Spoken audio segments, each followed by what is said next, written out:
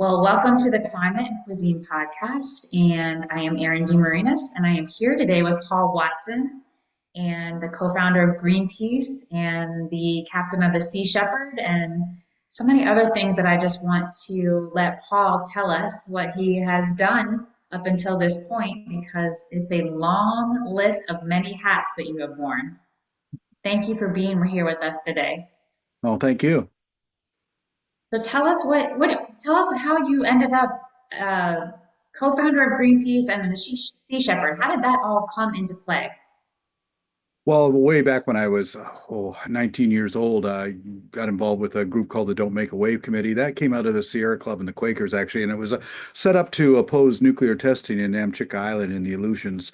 And so to do that, we needed to get a boat, and we had the group called the Don't Make a Wave Committee. And at one of the early meetings, somebody left the meeting, flashed a peace sign, and Bill Darnell said, "Make it a Greenpeace." And Bob Hunter said, "Great name for the boat." So that was the origin of the name. Greenpeace was on the boat, and in 1972. We changed the name to the Greenpeace Foundation. So I was with Greenpeace until 77, and then I set up the Sea Shepherd Conservation Society because I came up with a new strategy, and that was what I call aggressive nonviolence, to aggressively intervene, but without injuring anybody. And so for the last 50 years, that's what we've done. We've intervened against primarily illegal activities without causing any injury to anybody. And also, I've never been convicted of a crime, although I've been arrested many times.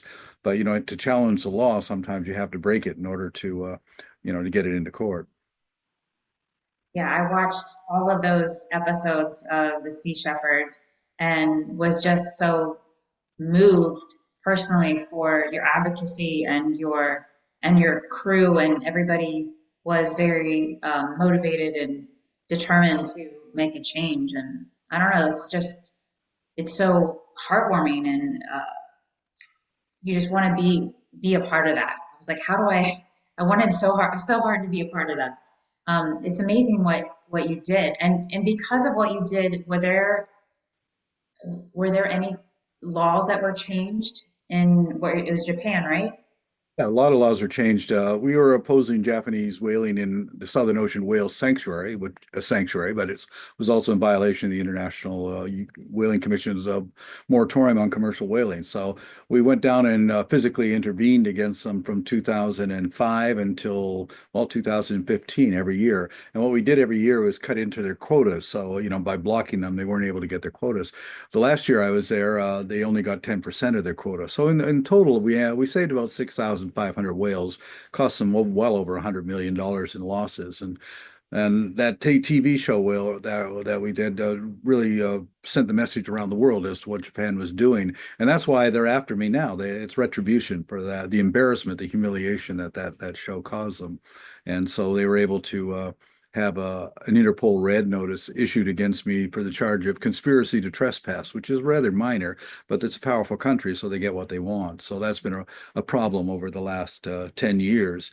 And last year, while I was refueling in Greenland, I was arrested by Denmark and held for 5 months in prison while they tried to extradite me to Japan. And actually, the actual decision by the court was to extradite me, but the Danish Minister of Justice made the political decision to release me because that was after enormous pressure on him from President Macron of France, the Prime Minister of France, President of French Polynesia, President Lula da Silva of Brazil. Bernie Sanders was involved in that. People like James Cameron and Jane Goodall and Sylvia Earle and celebrities around the world. Plus, I received about 5,000 letters when I was in the prison from all over the world, and even from Japan. And I don't think that the Danes really expected that kind of backlash. And so I was released just a few days before Christmas and was able to return to France.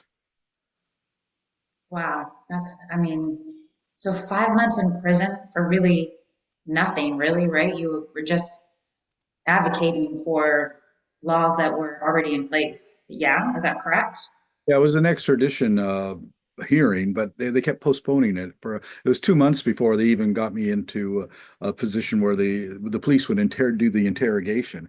Then we got into court and they refused to look at the video evidence that we were presenting. They allowed the Japanese to present their video evidence, but they wouldn't allow us to present ours. And so it became, every 28 days I was being sent back to prison from this courtroom. Had a very hostile prosecutor. She was like hell bent on making sure that I was going to get sent to Japan. I'm not quite confident probably Japan was giving her some kickbacks on that because she took it very personally. But overall, I look at every situation as providing an opportunity, and this situation provided an opportunity to continue to focus attention on Japan's illegal whaling operations, with the added bonus of focusing attention on the killing of dolphins and pilot whales in the Danish Faroe Island. Yeah, it's unbelievable that it goes on, and to the extent of it, it's hard to, and obviously you brought so much light to it. And so, why did you stop doing the Sea Shepherd and that part of your advocacy, that show, because of what the Well, legalities? Joe was very successful. The problem was is that in 2012, that's when this red notice came on to me, and that presented a bit of a problem. So what happened with Sea Shepherd? There was a hostile takeover of Sea Shepherd by people who thought I was being too controversial and too confrontational, and they wanted to go mainstream. Now that they had nice, comfortable jobs and everything like that, and basically they asked me to just be the figurehead for the organization, to be paid not to do anything, not to do lectures or interviews or anything. And I said, well, I can't do that. And so they forced me out of the organization. So all except for Sea Shepherd France, Sea Shepherd Brazil, and the UK, which remain loyal to the original objectives. But pretty much the rest of Sea Shepherd has been sold out. In Sea Shepherd Australia, I resigned from their board because they had a partnership with the Austral Fishing Company. So Sea Shepherd now has a partnership with a fishing company, not just any fishing company, but Austral Fisheries is 50% owned by the Marua Daiichiro, the largest fishing company in Japan, which used to own whaling vessels. And the reason they got partnered with it is that because Austral Fisheries helped them to get a tax status in Australia, and also they made donations to them. And when I said that was unacceptable, I was dismissed from the board of the organization I founded. In Sea Shepherd Global, their alliances were with Allianz Insurance, and the most despicable of all, with the Israeli Yamasek security firm, and which they've been paying them over $1.5 million every year to be on the ships to provide security, which we never needed before. But basically, they're running the operations, and that really made me quite angry because the the representative from on the ship, he actually took a leave of absence to go back and shoot Palestinians. So it was really strange. So basically, Sea Shepherd Global sold out. And because they covertly registered the trademarks and the copyrights, then they said that we own everything here and you'll do what we tell you. But France and England and Brazil said, no, we're not going to do that. So Sea Shepherd Global has been suing Sea Shepherd France, but they've lost every court case so far. They actually accused me and the president of Sea Shepherd France of being parasites on the Sea Shepherd name. Uh, they even tried to sue me for using my own name, saying it caused confusion amongst their supporters. And so the What? logos I designed, the flag I designed, they claim to be owners of. And the thing that's really sad about it, these weren't just anybody. These are people that I, worked with for 20 years, who I thought I could trust, who got their positions because I put them in those positions. And so basically the whole thing was compromised. But the strongest Sea Shepherd entity of all was Sea Shepherd France, which I continue to work with. And we're involved with a lot of campaigns right now, protecting turtles in Mayotte, protecting orcas off of Iberia, opposing overfishing operations in the North Atlantic, opposing illegal fishing off of the Marquesa Islands and Tahiti, and right now, we're actually involved with building a sanctuary for the orcas at Antibes because French law closed down marine land in France. And under French law now, you cannot exhibit dolphins or orcas in any way. So Marineland was then going to send them off to Japan, and we blocked that. Then they were Oh, going good. them off to Laurel Park in Spain, and we blocked that. So now we're working with the minister fisheries, and I mean the minister of the environment, to find and build a sanctuary, not only just for orcas, but also for dolphins. A lot of around the world, all these marine lands are closing. Good, like Dolphin Company just closed down, and they just declared bankruptcy. So it's very urgent that we set up a sanctuary because we have a responsibility to these very sentient beings to take care of them after they've been so abused for so many years. It'd be nice to just put them back into the ocean, and some of them we can do that, but some of them that are born in captivity, no other. Some of them have never seen the sky, for instance. They're in buildings, with roofs over the top, and they don't know how to fend for themselves. So we'll have a rehabilitation program to work on trying to do that, and it has been done in the past, but it can't be 100%, unfortunately. But we do have an obligation to take care of these animals, at least for the rest of their life. Laurel Park wanted them sent in order so they can continue a breeding program with them. One orca is worth about $5 to $10 million now, and because they're so hard to get because of all the laws and regulations. So we've come a long way over the years, but so it's an ongoing struggle. Well, it sounds like you've pivoted and you're now headed into some different areas, but still your advocacy is obviously still the most important thing in obviously marine life. And do Well, you, we have a go ship ahead. that being prepared right now to intercept the Icelandic whalers this summer, and we have another ship in Australia that's prepared to intervene if the Japanese whaling fleet returns to the Southern Ocean, which is what they're planning to do. So we'll be ready for them when they do that. Good. That's good. Do you feel like because of all the legal stuff that has gone on, that it didn't, it's obviously, from what I can see, didn't deter you from your North Star of being this advocate? Well, I always used to say if it isn't something, it's something else, but it's always something. There's always problems to overcome and challenges. Sorry about that. So it's an ongoing process. But I'd rather, I've had everything taken away from me twice and built it up again. When they did this hostile takeover, they took my ships, my assets, my archives, the members supporter list. But we quickly built up a support base, not as big as before, but we got two ships, and the Captain Paul Watson Foundation, which I set up outside of France and Brazil, now works in partnership with Sea Shepherd in France and Brazil. I know it gets confusing because we're still working with Sea Shepherd. I'm a director of Sea Shepherd France, director of Sea Shepherd Brazil, but being sued by the rest of Sea Shepherd. That's just crazy. That's just crazy and sad too, right? Like you worked so hard for something for it to then be turned around. It's not unusual. I mean, Rick O'Berry, the same thing was done with him when his dolphin project was taken over by Earth Island Institute. There's so many cases where people who founded organizations built it up and then it's taken over by opportunists. Yeah, it's sad. So, one thing I don't know about you is, are you vegan? Oh yes, well we not only am I vegan, but our ships have been vegan for 30 years. They were vegetarian beginning in Oh, okay. 1979. All my ships were vegetarian, and then in 2000 I switched, made sure that they're all vegan. Of course, you got to remember when 1981 when nobody knew what a vegan was. You know, you Right. know, you're vegan. What are you from the planet Vega? What the hell? Don't know. So Right.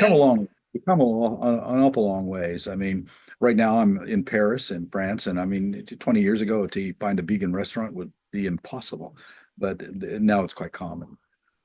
I love that. I love that. So What, I think that the animal rights and the vegan movement have certainly have come an incredible long way over the last generation.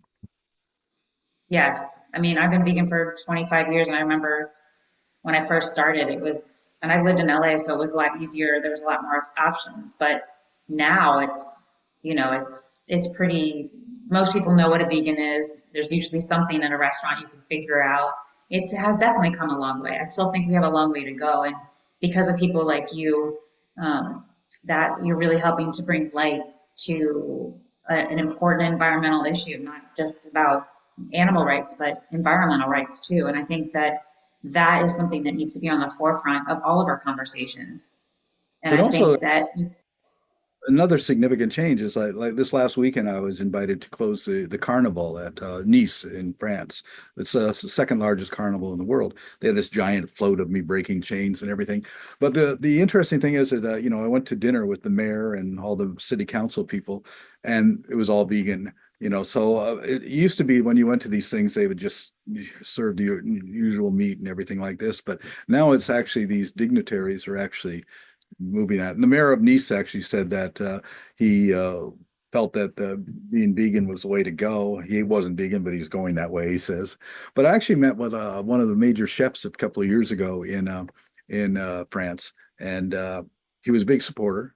And he said that the future of cuisine in France was vegan, and Wow. he also said it was much more complex. It was much more took a lot more talent and it was much more imaginative, that there's a lot more that can be done. I mean, when you consider it, I mean, what do you got? You got your pork, your chicken, your beef, really, maybe duck, whatever. But when you go into the vegan cuisine, you've got like literally hundreds and hundreds of different varieties of different ways of putting things together. And so it's much more of a challenge, and chefs can be much more creative. Yeah. Yeah. I mean, just even thinking of like mushrooms. I mean, they can be a million different things. It's amazing where it's common and where it's going. I love the movement. I love what's happening in that space. It's a great place to be a part of. I have my own plant-based food on the market, plant-based snack. So what is next for you? It sounds like you're pretty busy with these other advocacy for the marine lands, the turtles and the dolphins, and it sounds like there's no let up for you. Icelandic whaling, Japanese whaling, the killing of whales in the Faroe Islands were very active in opposing that. But I got a couple of other things we're working to get. I have to get my name removed from the Interpol red notice, but that's also an opportunity to challenge Interpol, which has been weaponized by countries to go after whistleblowers, dissidents, and activists. And we're actually getting a lot of success, putting a lot of political and legal pressure on Interpol to the point where I was giving a talk 2 weeks ago at the University of Lyon Law School.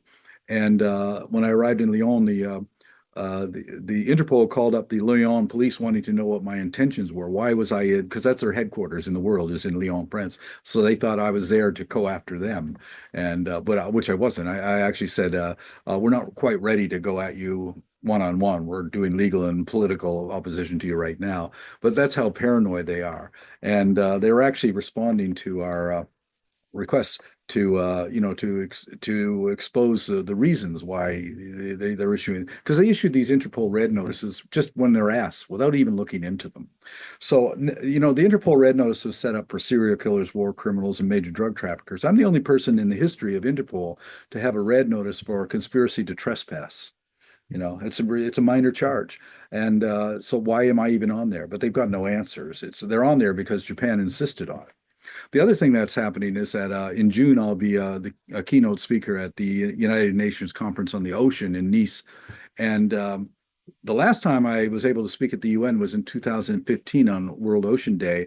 And after I spoke, Japan, through the Nippon Foundation, went to the UN and says he's never to speak at the UN again. And if he does, we'll withdraw all the funding. So they didn't let me speak again. But now, speaking in June, the Japan came to France and said, "Look, if he speaks, we're not coming." And they said, "Well, then you're not coming." Oh, good. So I don't That's know if good. they're going to show up or not. I like that. Well, you have the support of a whole country. Yeah, well, Japan was very angry with well, not only France, but last month the Japanese foreign minister called in the Danish ambassador and lectured him and said that that Japan had been betrayed by Denmark, and so that's how angry they are about the whole thing. And I'm a little worried about, I should be able to go back to the U.S. I'm a U.S. citizen and a Canadian citizen, but last month the Prime Minister of Japan met with Trump and to discuss sensitive issues. Now, I don't know if they talked about my case or not, but considering that it had been talked about at the Foreign Office with the Danish ambassador, there's that possibility. So I don't want to risk going back to the US and being detained and sent to Japan by the US, which is, wasn't a possibility a couple months ago, but is certainly a possibility now. And what about your family? Are you able to see them? Are they some of your family where you are? Or I know you have what, 4 kids? Well, no, I have three, but one of them's my daughter's grown up. She lives in Seattle. But my two boys are 3 and 8, and I have political asylum status in France, which means that we can stay here in France indefinitely. So my That's my my 8-year-old a year ago couldn't speak French. Now he speaks fluent French and is in school, doing well. good. Do you think he'll follow in your footsteps? No, I don't expect them to. To me, children should do what they're passionate about. And he's actually a chess master. He's number 2 in the U.S. and number 52 worldwide. So he's working on that. And At that, 8 years old? yeah. So that's his thing. So we do encourage him. So we hire coaches and everything to keep to because he wants to do it. And also, I Right. think it's potential that he can be a grandmaster. So we're working on that. Wow, that is impressive. Impressive. You got a lot of good genes on your side, don't you? I don't know. His mother's Russian. That might have something to do with it. So what do you do for fun, Paul? Well, I spent time with my family. We just came back from that carnival in Nice, and right now I'm writing quite a few books. I wrote 2 children's books. I'm working on a third children's book. Plus, I just did a book called Red Notice about the experiences over this whole Red Notice problem. And so there's no end to the book projects and things like that. And I'll be doing a master class and also teaching at the Sorbonne, and so pretty busy. Yeah. Well, we really appreciate you coming on today and finding out a little bit more about what's going on in your world. I've obviously followed you through so many of your advocacy and the Sea Shepherd. The show was amazing. I think I've seen every episode. So I'm a huge fan, and it's a, you are doing what a lot of us would like to do, but never do it. So we appreciate people like you that are out there like breaking boundaries and going after the wrong in the world, right? The other thing I'm doing is I wrote this book in 2015 on climate change, and they want me to update that, so I'm working on that one also because that's quite a significant problem. Because my point of view on this is that if we want to address climate change in a meaningful way, that we have to you know, look at the ocean because the ocean regulates climate and temperature. And when you diminish diversity and interdependence in the sea, that causes aquatic collapse of ecosystems. And one of the major problems facing our survival is one that most people aren't even aware of, and that is phytoplankton. Phytoplankton are the aquatic plants that live in the sea, and they provide up to 40% of the oxygen. Excuse me, they provide up to 70% of the oxygen in the air we breathe, the rest coming from trees and plants. But phytoplankton is the primary source of oxygen, and it also sequesters enormous amounts of CO2 every year. Now, phytoplankton has been diminished by 40% since 1950. So we've lost 40% of all our phytoplankton in the sea.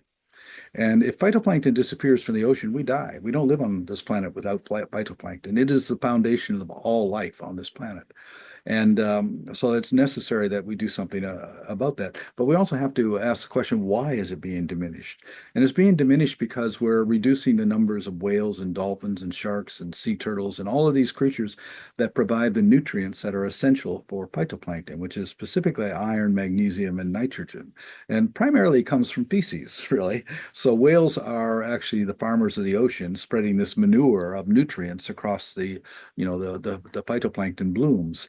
And but this is absolutely essential thing. So that's if for no other reason to save the whales, aside from the fact that they're incredibly self-aware, intelligent, sentient creatures, no other reason. The fact is that they're essential for maintaining phytoplankton balances in the sea.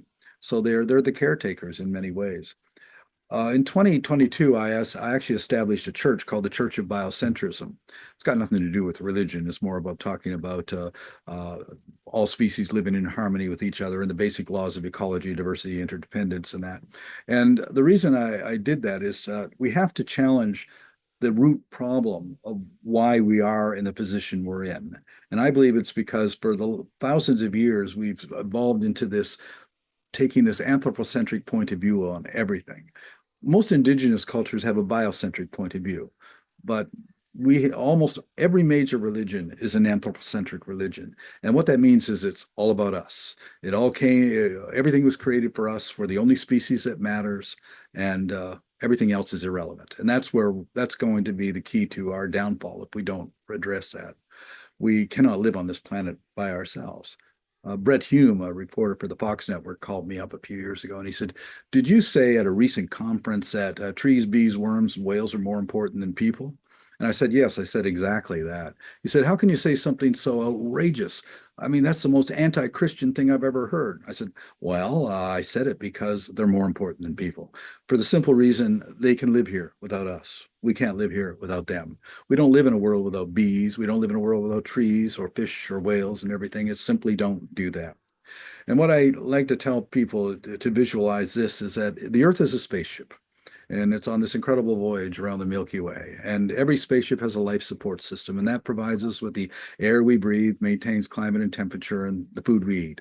And that life support system is maintained by a crew of engineers. And those engineers keep everything running. But we humans, we're not engineers, we're passengers. We're having a wonderful time amusing ourselves and entertaining ourselves, but we're not running the machinery. But what we are doing is we're killing the engineers. We're killing them off. And there's only so many engineers you can kill before this machinery begins to fall apart. You know, the bees disappear, we're in trouble with agriculture. Worms disappear, microbes disappear.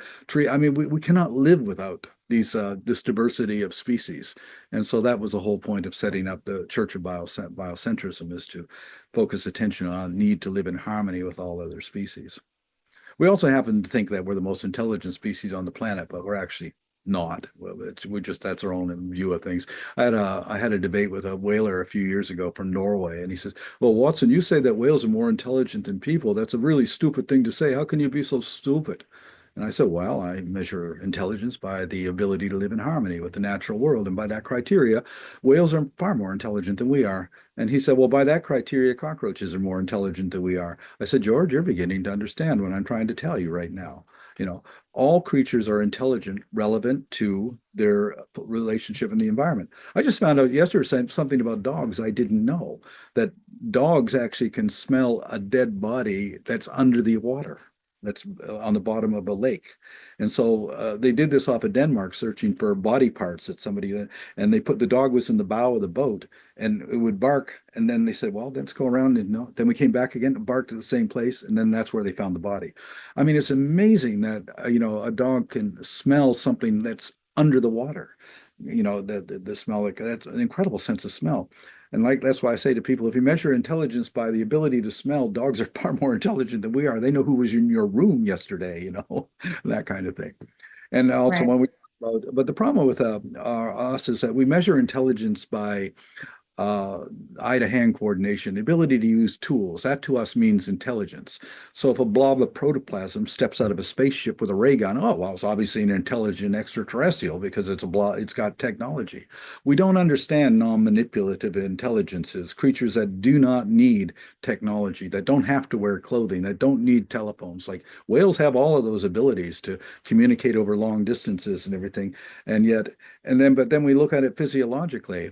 The human brain is 1,700 cubic centimeters in size. The orca brain is 6,000 cubic centimeters in size. And the sperm whale, the largest brain to have ever evolved, is 9,000 cubic centimeters. And the convolutions on the neocortex are far more pronounced on dolphins and orcas and sperm whales than they are in human beings. And of all mammals, from mice to people, it's a three-lobe brain. But when you get into cetacean brains, you're talking about four-lobe brains.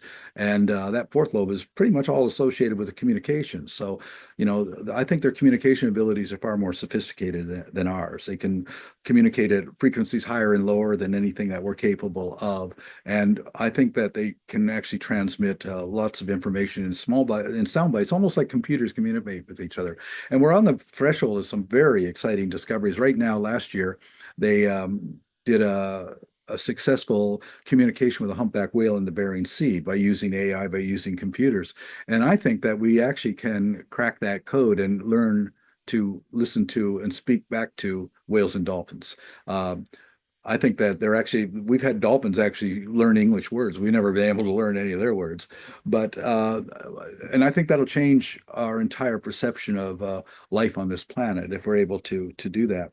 You know, we spend billions of dollars searching through the universe for extraterrestrial intelligences without even bothering to look at what we have on this planet right now. And the possibilities are incredible that we can communicate with other species. I mean, we do communicate. I mean, we've communicated with gorillas and with chimpanzees, sign language. That shows a real high level of intelligence right there. So, but you know, so we come a long ways from the days where people thought animals had no feelings, no language, no nothing, and now we're finding that even birds, not only that birds, we're finding that trees communicate with each other using a fungal system of a chemical system and everything. That a tree on one side of a forest can communicate a threat to trees on the other side of the forest, and through this incredible fungal network under the ground. So the world's far more elaborate and complex than anything that we can presently imagine.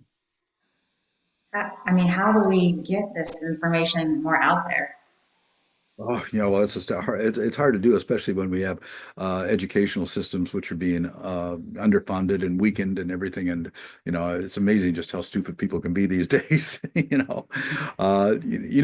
hard to believe. You know, if you go back to 1865, 1870, we had a level of literacy that we've never had again since then. People were far more literate back in the 1860s, 70s, 80s than now. Books were the equivalent of movies, you know, so you didn't have all of these modern electronic things. So, you know, one media replaces another, and that makes that media obsolete.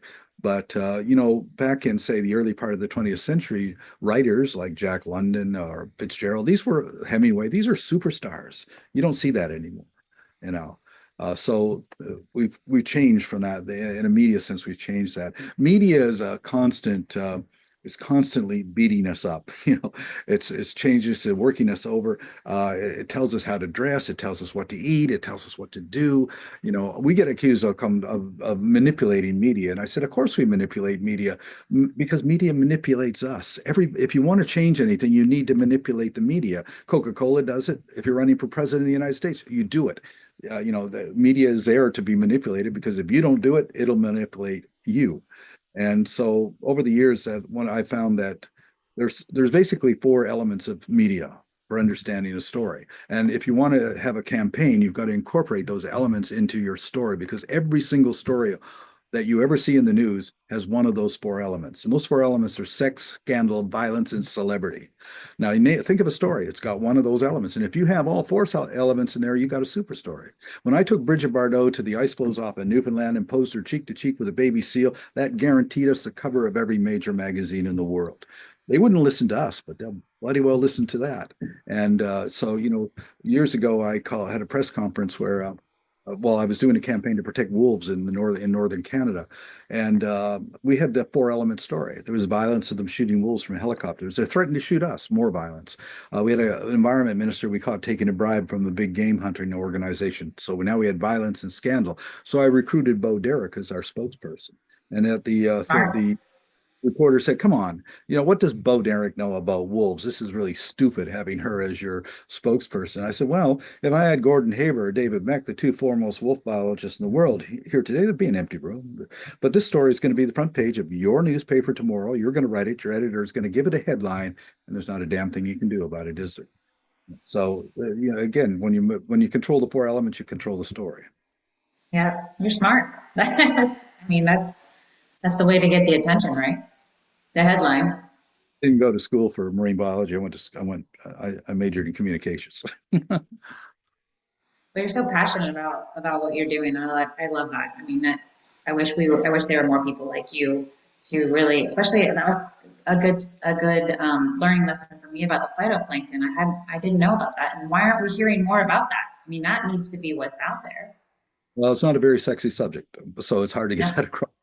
That's why, but when you're saving whales, which people like, you're saving phytoplankton in a way. But, passion's important. People need to be passionate about it. But because to me, there's three virtues that change the world: to be passionate, to be courageous, to be imaginative. If those three things, you can change the world with. And that's what makes it a successful activist. Because of Diane Fossey, we still have mountain gorillas in Rwanda. Because of David Wingate, the Bermuda storm petrel did not go extinct. So one person can change the world if if they're passionate about it, have the courage and the imagination to go for it. And I also tell people not to be pessimistic or depressed about the future because you don't have any control over the future. That's out of your hands, but you have absolute control over the present. And what you do in the present will define what the future will be. So don't worry about the future, just concentrate on the present. And then people think, well, it's just such an impossible situation with climate change, destruction of species. Well, impossible problems simply need impossible solutions. And you find those impossible solutions through, again, courage and passion and imagination.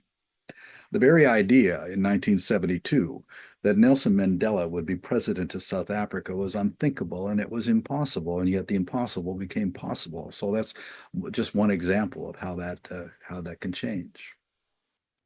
so if people want to get a hold of you, buy your book, find out what you were up to, where's the best place that we can send them to? Oh, well, it's a Captain Paul Watson Foundation, which we have a website on there. And also you can reach me through social media and that, or in France, Sea Shepherd France, Brazil, Sea Shepherd Brazil, and that. But you just go Paul Watson Foundation or Captain Paul Watson, people will be able to find me. I Great. didn't Well, didn't want to use my own name. I thought that was a little bit egotistical, but uh, I said, well, they can't take that away from me. I mean, they can't really take that over. They tried. They really tried to legally prevent me from using my own name. But that's the reason I did that. But that's probably, that's why Jane Goodall has the Jane Goodall Foundation, and it works in that way. They can't really control you if you control that name. right. Well, thank you so much for your time, and again, thank you so much for your advocacy. And it was so great to meet you and to talk with you today. Thank you for coming on the podcast, and we'll be sure to follow you and hear more about what you're doing. All right. Thank you.